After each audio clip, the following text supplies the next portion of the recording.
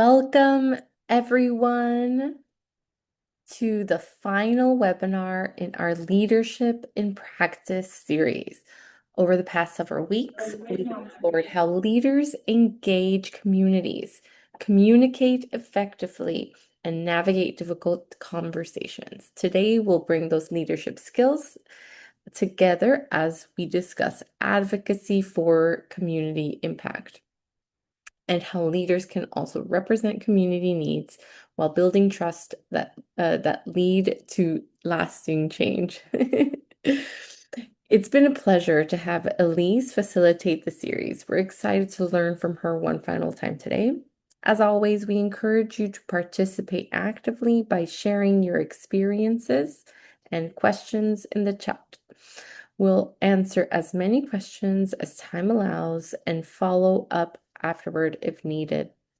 Elise, thank you for leading this series, and I'll hand it over to you. Thank you so much. I will share my screen. Let's see. Welcome everyone. Happy to be joining you for this final fourth session of our Leadership in Practice series. As always, look forward to seeing your introductions in the chat as we go along.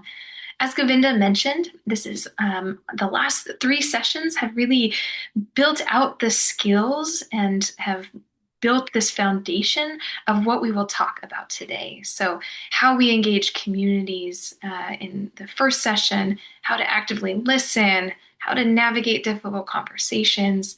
So today we will take all of that and point it outwards, so towards making that positive change in our communities. So where we will go from here and what are our topics for today. So first, we will talk about what advocacy actually looks like at the community level. Next, we will talk about how to represent community voices ethically, because when you speak on behalf of others, how you do it matters so much. So we'll talk a little bit about that. Third, how to influence decision makers, even and especially when you have very little formal power. And then finally, how community needs connect to strengthening health systems more broadly. We'll also close by looking back at the whole series and how these sessions fit together.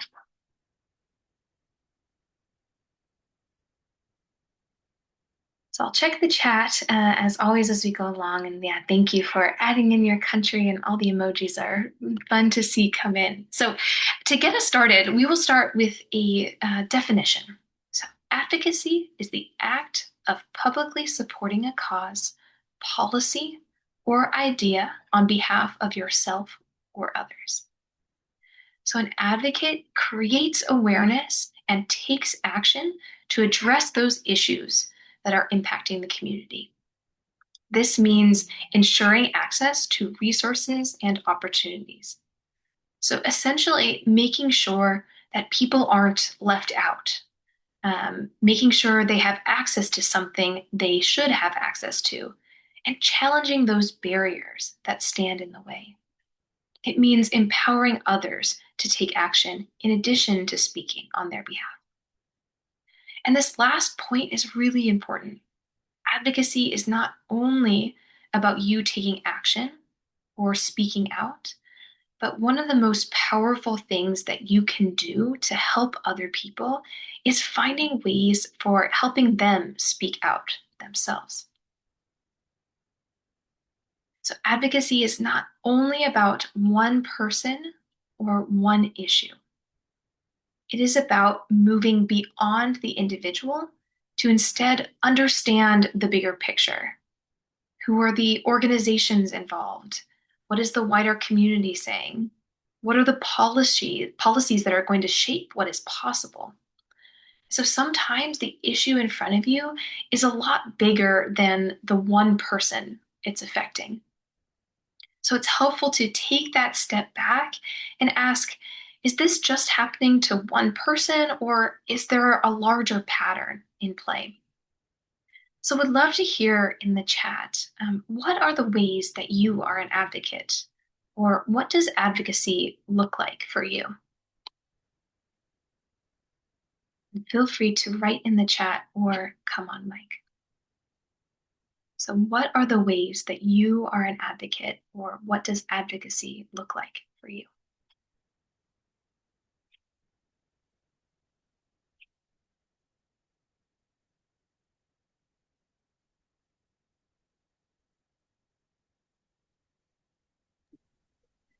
So in the chat, let us know what advocacy looks like for you.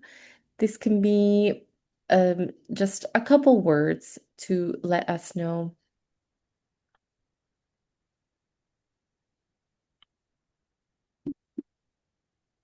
Okay, so joining groups with the same advocacy and being a member of a wider group. Yeah, so we'll talk a little bit about uh, collaboration.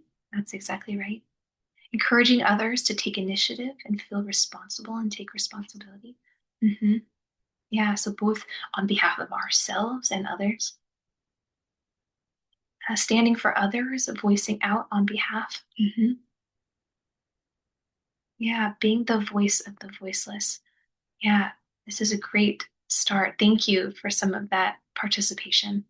Feel free to continue thinking about and reflecting on what that means for you personally and what it means on behalf of your organization or your community, right? It's looking beyond the individual. So before we go too far into some of the uh, practical skills and tools for advocating, I want to pause here for a moment to talk about something that you are probably navigating a lot in your work. So, really looking at the difference between behavior change and advocacy. So, a lot of what you all may do on a day to day is social and behavior change communication. So, this is focused on influencing what one person or even a community, what they know, believe, or do.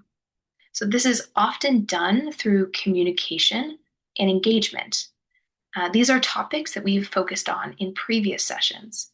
And so, this is about helping someone adopt a new practice or seek care or shift a habit.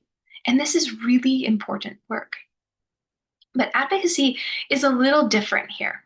So, in advocacy, we are focusing instead on influencing the policies, the systems, regulations, how resources get allocated, or decisions that the institutions or organizations are making. It is instead aimed at change that lasts outside of or beyond one single conversation. So, using an example, maybe to highlight the difference, we can think on the behavior change side of things as helping someone to get to the clinic in one day, for example. So you're making sure that instead the on the advocacy side of it, you might be thinking instead about the ways that the clinic is operating in a way that best supports the needs of the people it is serving. So maybe that looks like changing opening hours. This will suit different schedules. Or maybe offering home visits for those that are unable to travel to the clinic, or financial support for public transportation. So, advocacy then is about changing the system, not just one person's experience. So, as we go through today and later on beyond this session, ask yourself, are you trying to change what one person does or fix the broader problems or systems so that the next person doesn't have to experience the same challenges?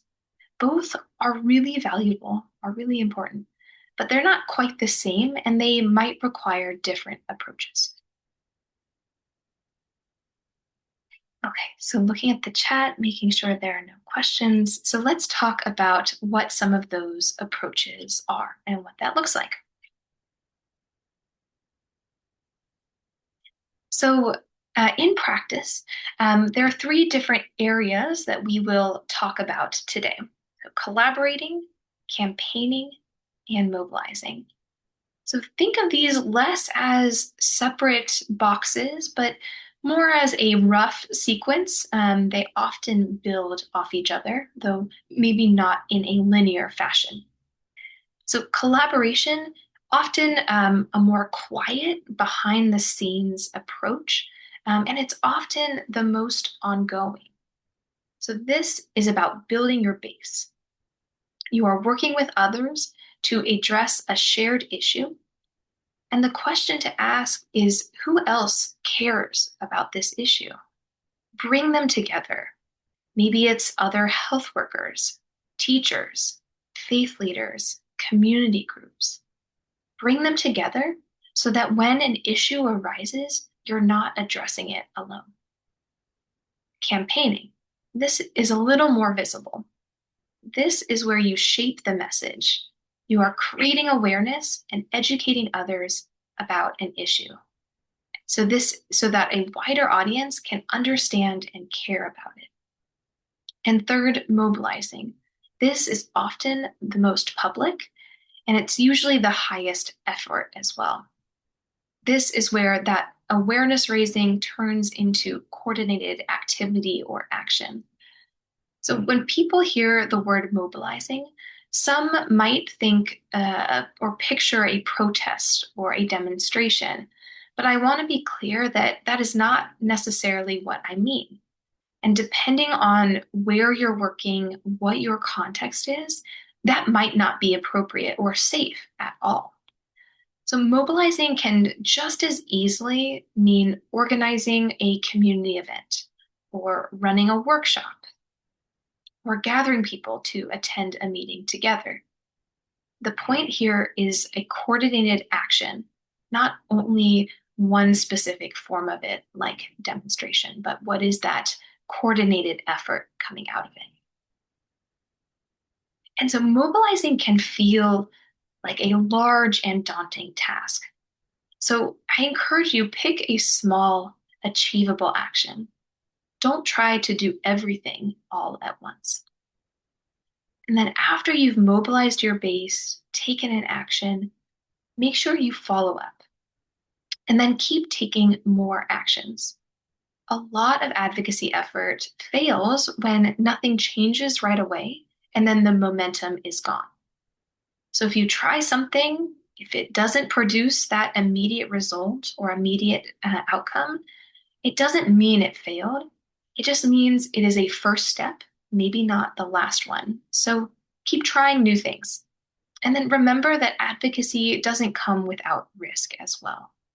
So, depending on your context, as I said before, some forms of advocacy can carry more personal and professional risk than others. So, you know what is best and what is appropriate and what is safe in your own setting. Use your judgment. Think about how visible or public you are comfortable being.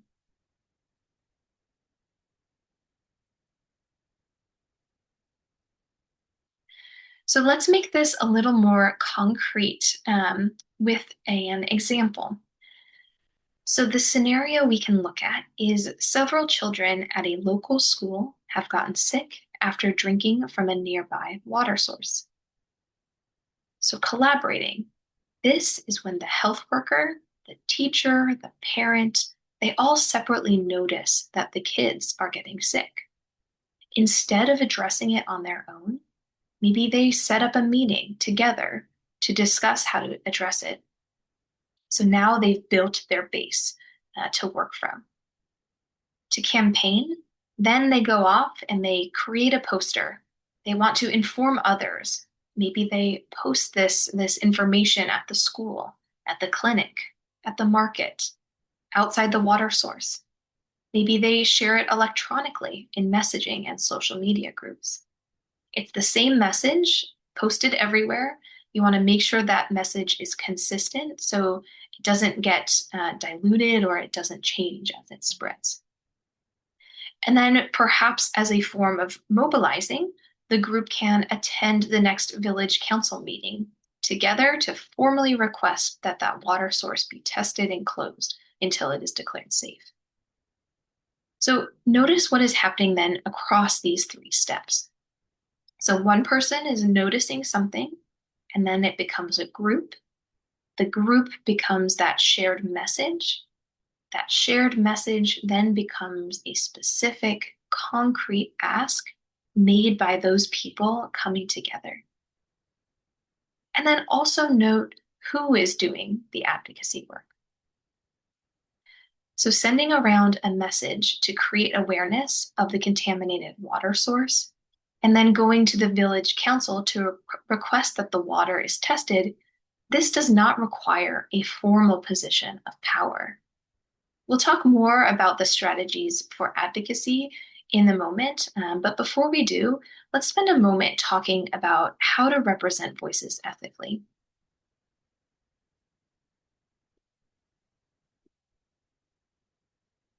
So, whenever you can bring people into the room with you, you're then speaking with them and not for them. Like for example, if a mother can tell a health official what happened to her directly, that might have a greater emotional impact than you describing it secondhand. But it's not always possible to bring people into the room with us, to have them speak for themselves. Maybe the meeting is far away. Maybe it's scheduled without warning very fast. Maybe the person can't take time off. They can't travel. Or maybe they just don't want to be in that room at all. And that's their right to not attend that meeting and not represent themselves. But when you are advocating on behalf of somebody else, we're often sharing stories when people are not present to tell the story themselves. And this is a very real responsibility. So, in the next 3 slides, we will discuss 3 practices for how to represent others' voices when they are not present in the room with us. So, this will be prioritizing lived experience, ensuring inclusive representation, and consent and confidentiality. So all 3 are really getting at the same thing, which is making sure that when we are speaking on behalf of someone else, what is said is appropriately representing the issue at hand and what the other person is experiencing. So I want to start with the one that sounds obvious, but is really easy to get wrong. Especially for the people that in this room that have been, or this session that have been working with the same community for many years. When you're working with the same people and talking to them on a regular basis, you get a sense of what they're dealing with. And that understanding is usually pretty good. The problem is it can sometimes represent your own experience or your own understanding of the issue. This perspective is often assembled from what you are observing. And then what you are observing is filtered through your own role or your own position and what people are comfortable telling you. We might be missing what is not being said. So when we are getting ready to advocate, it's very tempting to share a problem the way we see it. You already know what the issue is, so why do we need to go back and ask people to explain it to us again? But that's the moment where your interpretation can quietly replace theirs. So, some things that can help, ask even when you think you know. You may hear the same thing you expected, and that's great. It reinforces what you already know. But you might also hear something that reframes it entirely.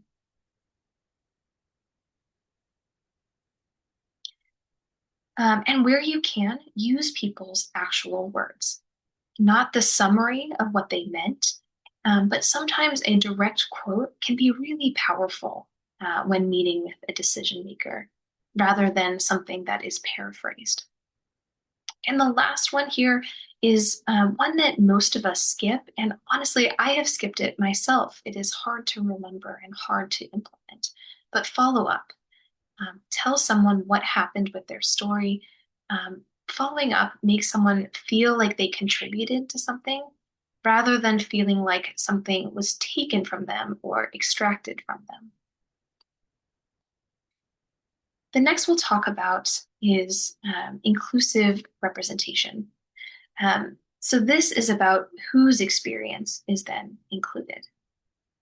So a community is not only one thing. Even in a small village, people are having very different experiences of the same problem, depending on their age, their gender, whether they have money, whether they have transport, whether anyone in authority takes them seriously. So when you say, this is what the community is experiencing, we have to question who is experiencing this, who is missing from them. This connects really well to community engagement, what we talked about in that first session. Inclusive representation is making sure that the picture we are carrying forward truly reflects that range of experiences rather than a small piece of what happened to a group of people that are easiest to access, for example. So going back to our scenario with the contaminated water, maybe you're preparing to go to the village council meeting and you need to describe what's been happening. So maybe the families you hear from are the ones that are connected to the school. They are the parents that are already showing up. Maybe you talk to the teachers, the children that are enrolled and are attending classes. They give you something that is clear and specific, and they are happy to help and tell their story. But who is not in that group? What about the families whose children are not in school or households that are further out? Maybe nobody has even realized or talked about, but they are seeing some of those negative health effects. So if we walk into that council meeting with only that first group represented, we're not describing the whole scope of the situation. We're describing the experience with the water source and the contamination as experienced by those that are closest to the school, but we might be missing those households that are further afield and are hit harder by what is being done. So really just paying attention to whose voice is represented and whose experience. As we've talked about in previous sessions, this does not come from bad intent. The result is that the same handful of voices might come in to stand for the whole community when that's not the case. So the practice here is more about a habit than a rule. So before we're finalizing what we're going to say in that village council meeting, for example, let's always ask who is missing, not who you talked to, but who you were missing, who you didn't talk to. And the reality is that you won't always fix it. Sometimes there's a deadline. Sometimes the people that are hardest to reach are truly just hard to reach and we can't get in contact with them. This doesn't make us a bad advocate. What you can do is acknowledge it. Say in that meeting, this is what I heard from these families, but I haven't heard from others. So be clear about the limits of what you're presenting rather than presenting only part of the story or claiming that it represents everybody.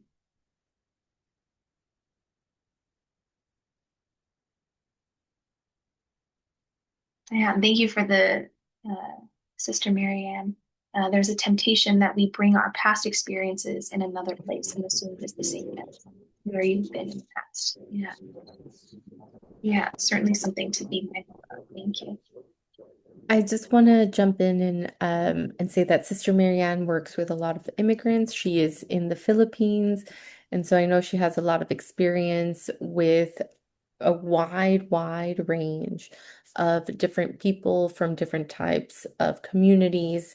I mean, it's just a great example of uh, trying to not assume that we know someone else's place, especially from her own lived experience. Yeah, thank you. And please, Sister Marianne, continue to share your experiences in the chat. Thank you.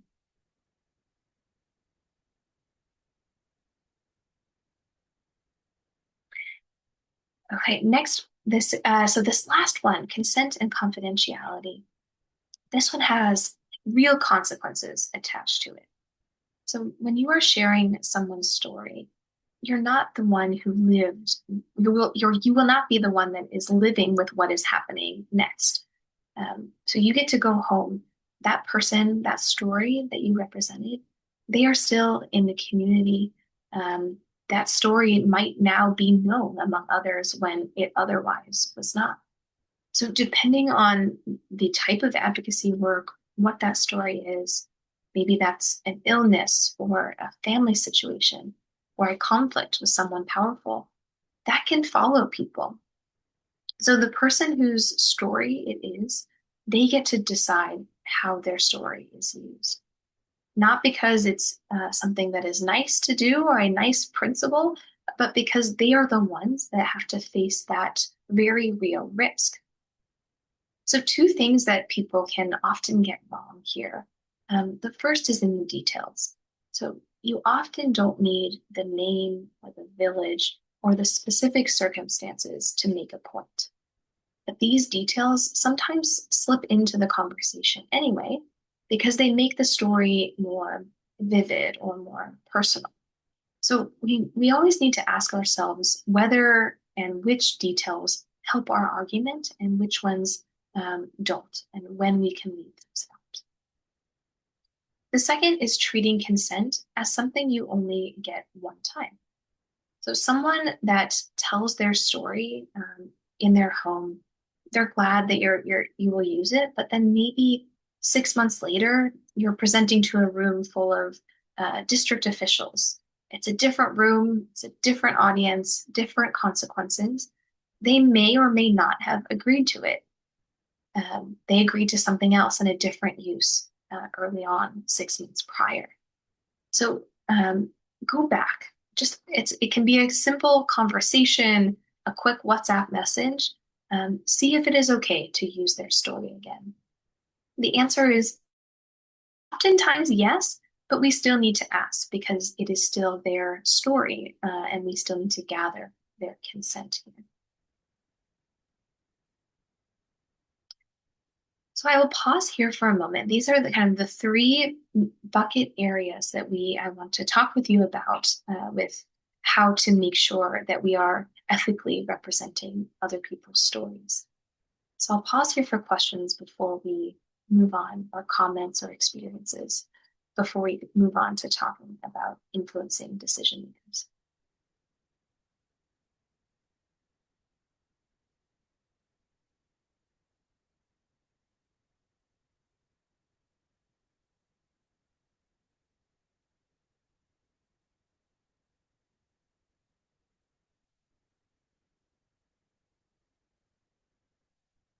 Okay, I will continue to monitor the chat. Uh, if something comes up, we can return to this.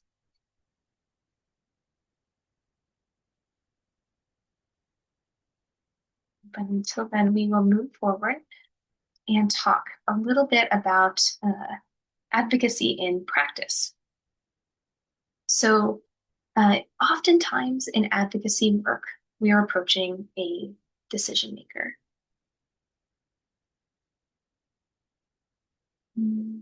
Okay, Sister Marianne, you see the importance of providing data and not just words. Yeah, that is spot on in this next slide. Excellent point. It's about knowing what that decision maker cares about, right? So if they care about that personal story, if they care about the data, if they care about the budget, right? Knowing what that decision maker cares about puts us in a position where we can better advocate. So yeah, let's talk about what some of those different possible approaches are. So yeah, we're often going to a decision maker or a person, and that person often holds more power than you to drive forward your advocacy work. They are the decision makers. So they might control the budget or set the policy, or you might need their signature of approval for your action or your efforts. So essentially, you need something from someone, and they can choose whether or not to give it to you. And this matters because a lot of people assume the answer is to simply get more power, maybe a better title, having a bigger organization behind you or representing you, or getting a more official role, a more more authority. And sometimes, yes, that does help, but it's not what most successful advocacy actually relies on. And not everybody has these same opportunities to get more power. So we'll talk about the 5 different strategies that can work regardless of your role and the amount of power that you have. They don't require you to be the most powerful person in the room. So first, build numbers. One voice is easy to dismiss. 10 voices saying the same thing are harder to ignore. So then how do we do this? Find others who've noticed the same issue and approach the decision maker together rather than separately. So this is exactly where collaborating, which we talked about earlier, becomes real power. Not just an idea, but getting that momentum. You can then use relationships. So people are more likely to listen to people they already know and trust. So you might not have direct access to a decision maker, but you may know someone who does. So maybe try identifying someone close to them and ask that person to make an introduction or raise the issue on your behalf. Maybe bring evidence, as Sister Marianne just said, right? Documenting a claim with evidence makes it much harder to dismiss or refute. So this could be dates, records, photos, and compelling stories as well. Use these to support what you are saying. And then strategic alignment. Decision makers are more likely to act on issues that already connect to their existing priorities, goals. So essentially, you want to show how your issue supports something they are already working on, rather than presenting it as a separate or additional ask. This is often the difference between getting a yes affirmative response as compared to not right now or no. And then lastly, choose your moment. So approaching someone at the right time and place can affect your success. And this can affect your success as much as what you are actually saying in that meeting. So look for a natural opening, maybe a scheduled visit or a public meeting or an event they are already attending, rather than focusing on that formal request. So you won't use all 5 of these with every person, and which ones are most effective depends on who you're talking to. Maybe what they care about, how they want to be approached, or what they are already working on. So to reiterate, this doesn't always work on the first try. Advocacy is rarely a single conversation. And if your first approach doesn't work, that does not mean that it failed. It usually means you need to try again. Try something different, or come back with more people behind you and with you. Build those numbers. Persistence is often what leads to progress. So I would love to hear from you all. What is your experience? What your experience has been with any of these 5 strategies? What has worked for you? What has not worked for you? Or what would you, if you have not tried any of these, what would you want to try? So again, what have you tried of these 5 strategies? What has worked? What has not worked? Or if you have not tried them, what might you want to try?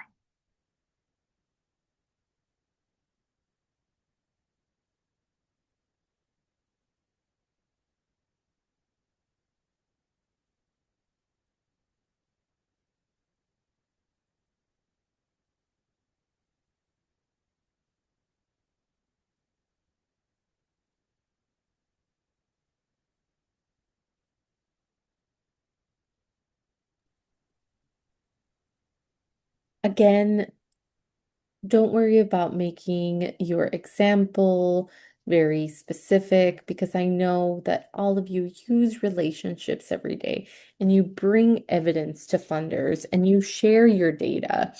So think about the last time you did that and share with us. Can So you all tell us a little more, Sister Fidelia?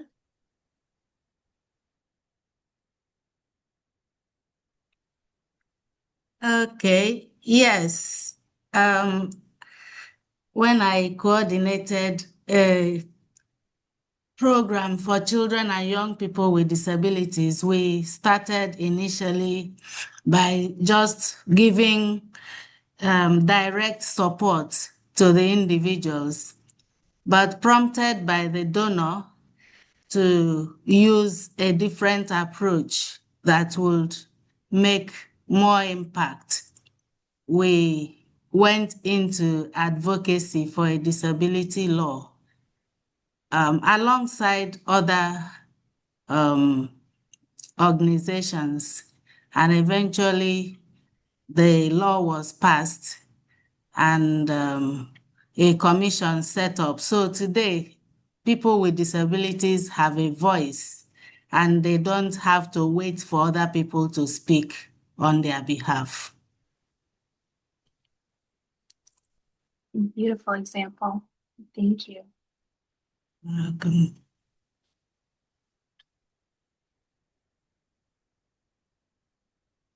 Okay, so we'll try using more people and numbers. Yeah, that is a great one, especially when we are feeling stuck or when other strategies are not working.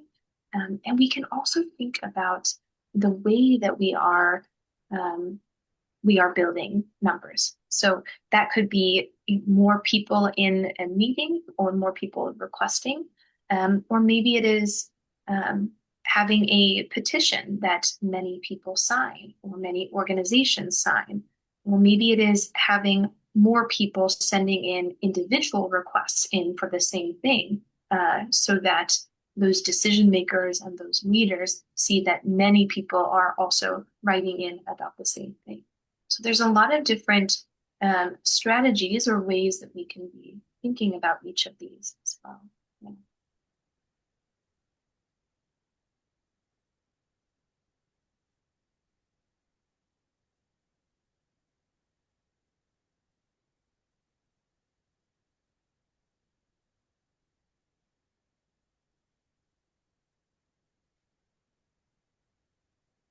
Okay, feel free to continue writing in the chat um,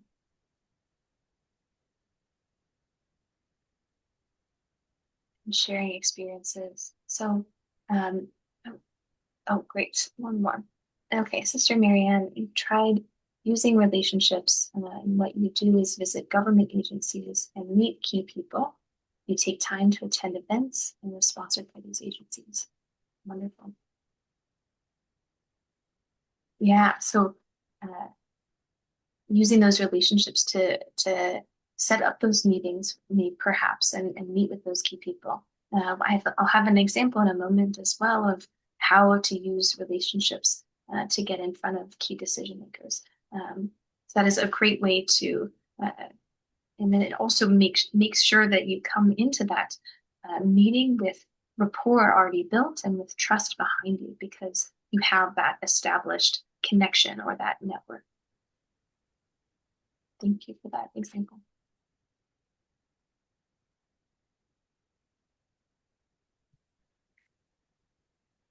So I want to share a personal experience because I think it pulls together a lot of what we have been talking about today. So several years ago, and I saw somebody in the chat is also from Burkina Faso, but I was working with a clinic in Burkina Faso. We ran a clinic in a rural village outside of Gawa near the border with Ghana and Cote d'Ivoire. For many people that we served, this was the only medical care available for many miles. So patients would come and even cross the borders to receive medical care. So this is a photo from that community. But before I go on, I want to just say something about this photo because it connects back to what we were just discussing. So the NGO that I worked at, they have many photographs from the clinic, people waiting in lines, people receiving treatment. But I chose not to share any of those photos because someone coming into the clinic is already in a vulnerable position. So using their image to illustrate a point in a training session is not something they ever agreed to. Whereas this photo was taken in a public setting, and the people in it consented to their photo being taken. But to be honest with you, this photo is many years ago, and they consented to the photograph, not necessarily every single use of it, right? Including this one. I didn't go back to these individuals and ask them for their consent to use this photo. And this is a real gray area.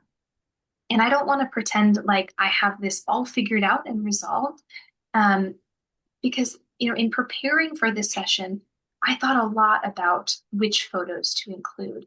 And I had to make a judgment call, right? I wanted to use this one, and it felt defensible because of the circumstances of how I took the photo, when I took the photo, and how consent was received. But using a photo of patients at the clinic does not feel defensible to me in this setting. In actually very few settings would I say that photos of patients receiving treatment, uh, uh, it's a very, very challenging gray area here. But I want to share this with you because it's the same judgment that I'm asking all of you to consider and to make in your advocacy work. So I want you to be able to see the way I'm thinking about how I'm representing these community voices, and how I'm doing that ethically as well.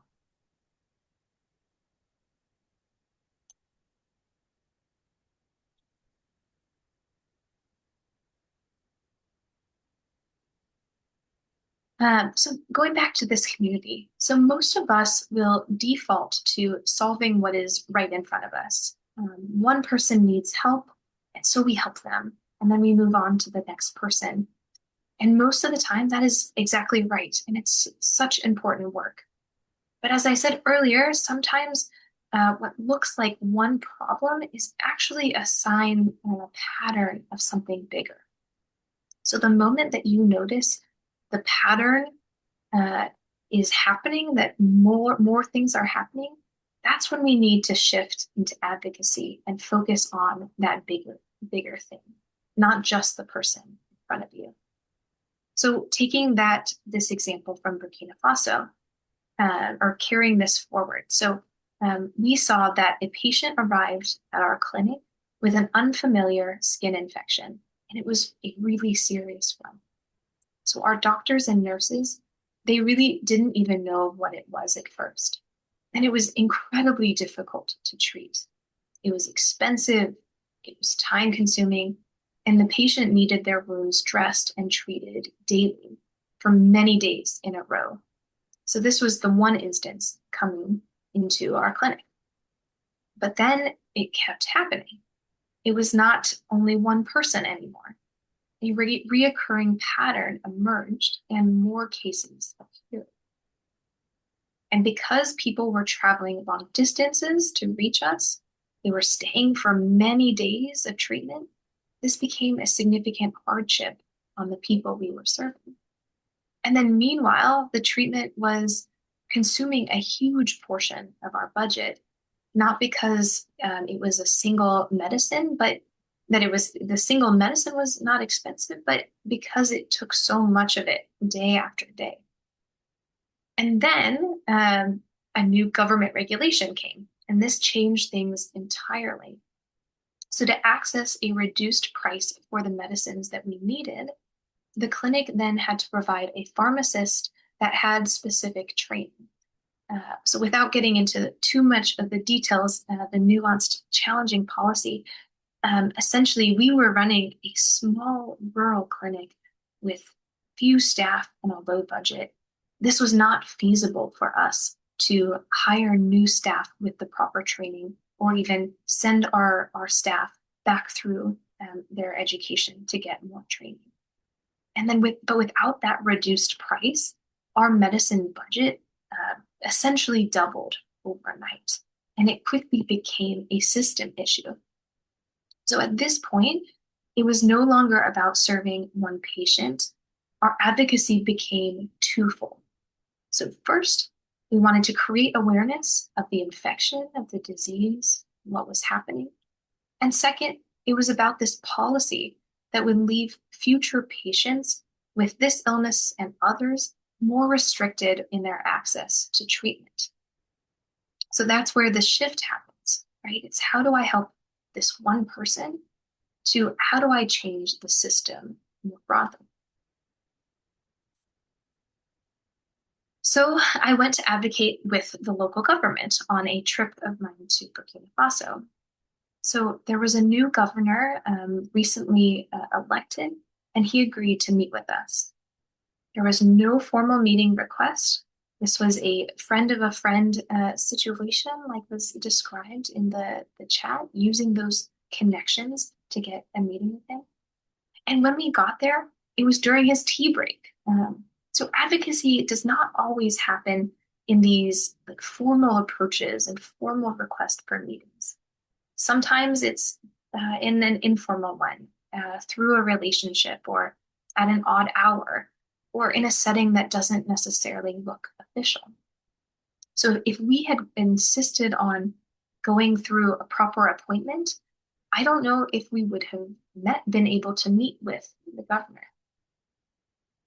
And then as it happens, and this is kind of an interesting piece of it, the governor had a friend visiting that day who was sitting in on the meeting.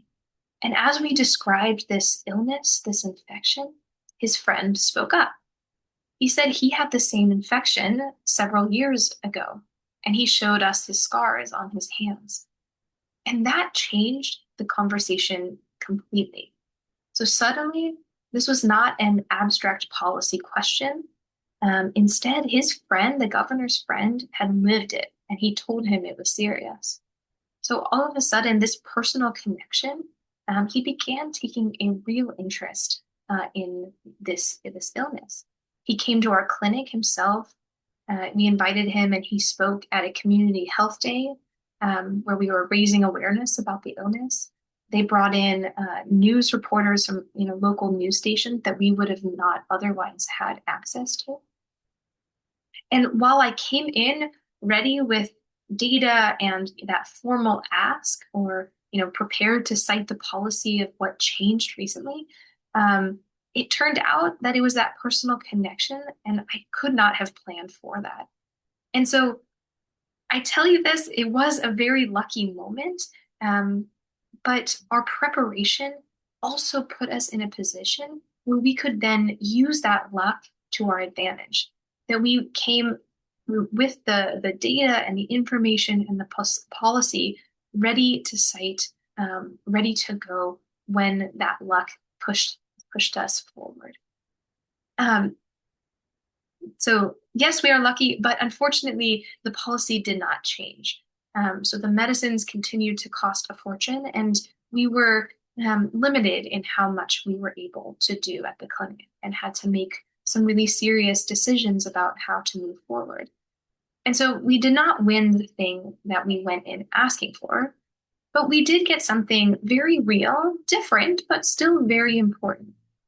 Through those conversations that started in that meeting, we learned more about the infection. We learned it was waterborne, contracted from stagnant water. That knowledge we did not have before, and it changed what we could tell people. And then we also came out of the meeting with a stronger and more targeted awareness raising effort. The governor coming to our village, coming to our health day, bringing the news with him, our news outlets. So did our advocacy work? Not in the way I originally defined success walking into the door, but more people knew about the illness, and the patients that we saw, there was more awareness created and understanding of how it was contracted. They still have to access care, and the care is more limited, but we did find some success. It just looked a little different. And that's often what advocacy outcomes look like. It's not always the policy we asked for, but a set of changes that came from having tried.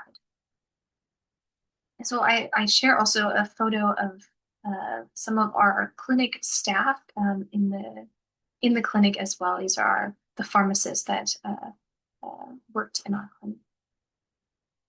And so when I look back on that story, I realized that it's really every skill that we've covered across this whole series, right? So session one, community engagement.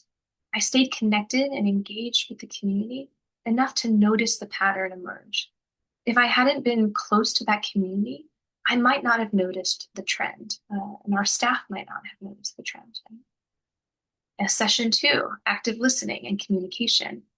We were understanding what patients and health workers were actually experiencing beyond the symptoms, what the daily travel was, what the commute was, where they were staying when they were receiving treatment, what the days away from home and work cost them. It was, session three, navigating difficult conversations. Walking into the meeting with the governor, there was no guaranteed outcome. We were uncertain with whether we would be met with resistance, whether he would be combative or would agree with us or would be excited about our work, right? So prepping for a potentially difficult conversation. And then session four, advocacy for community impact. We identified an opportunity to shift public policy and improve patient well-being, and then pivoted when necessary. And so none of this happened because I had special access or authority. It happened because we paid attention, we showed up, we persisted, and we adapted. And so everything that we have covered in the series really builds on each other. We've spent the 4 sessions talking about 4 interrelated topics, and a lot of this starts with listening. It's what tells you what is really going on, as opposed to what you assume is going on. So active listening is then feeding into community engagement, how we show up, and whether we're trusted with other people's stories. And it allows us to sit in those uncomfortable moments and navigate difficult conversations. And advocacy needs all 3. Community engagement gets us close enough to see what's actually happening. Active listening helps us understand it properly. Difficult conversations let us raise the concerns even when it's uncomfortable. And advocacy turns all of that into change that outlasts a single conversation. So when you leave here today, advocate. Identify issues that you care about. Find others who also care about it and do something that addresses the issue and improves the lives of the people in your community. This doesn't have to be big and grandiose. Just start with one action and see where it takes you. So I'll pause here for questions and invite any reflections or experiences in the chat as well.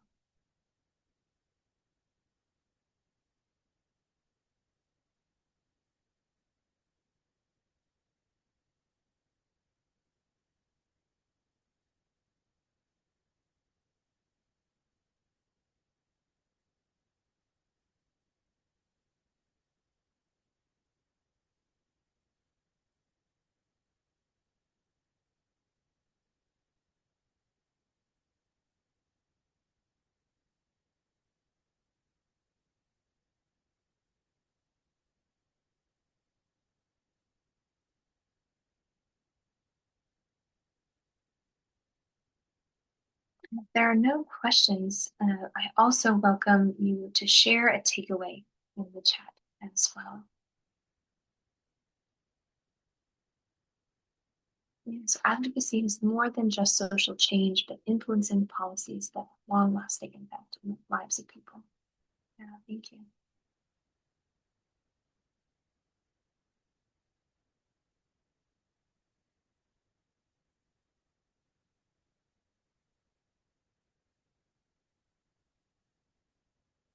Community engagement, active listening.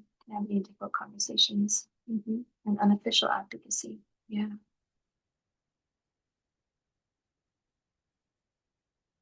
To make advocacy successful, one needs to speak to as many stakeholders and find out how each of them is affected by the issue. Yeah, connecting us back to session one, community engagement. Absolutely. Yeah, how to influence decision makers. There's 5 steps. hmm And applying ethics. Absolutely.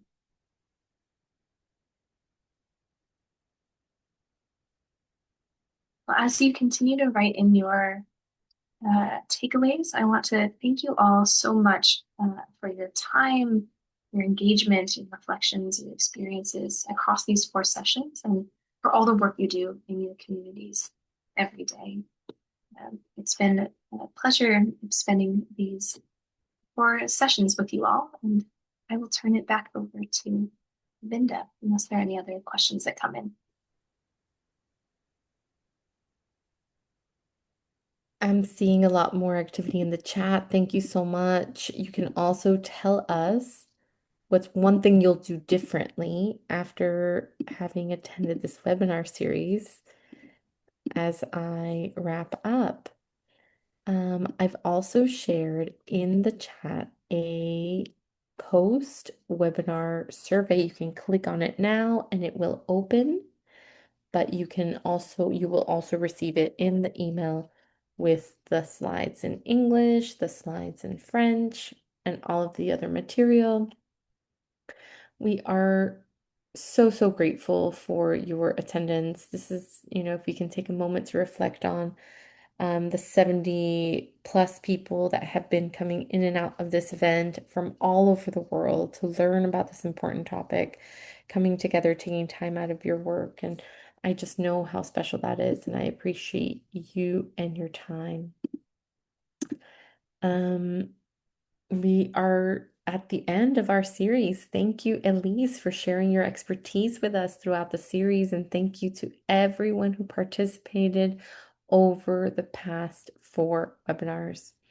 At Learning for Humanity, you know that our goal is not to simply share knowledge, but to support leaders like you to strengthen your communities through practical action. We hope to see these sessions and the ideas that come from these sessions. So please email us and share if you have anything to share or if you made changes. We'd love to hear about that. You can we also encourage you to stay connected to one another. If you know that other people have attended this series, connect with them. I know that some of you are working in certain areas and together and continue to work together. Just want to make sure that I see the chat. We also want to thank our interpreter very much. She has done an excellent job. So thank you so much for allowing us to access a whole other speaking group all together. Technology is really incredible in allowing us to reach more people. So we're very grateful for Miriam and for her telling us to slow down when we were supposed to. So thank you. And on behalf of Medicines for Humanity and Learning for Humanity, thank you for being a part of this series. We wish you success in everything that you're doing, and we hope to see you again. Our series in term 3 will be on maternal and child health communication. So, specifically talking about how to speak to mothers. Again, it's all about communication because that's where our work really lies in each other and how we engage each other.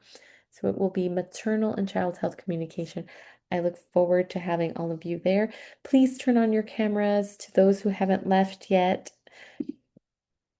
And so we can take a picture, an early morning picture.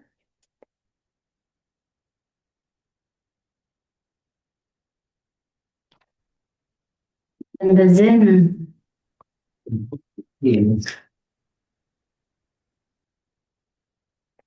One moment, I'm waiting for a couple more cameras. Thank you.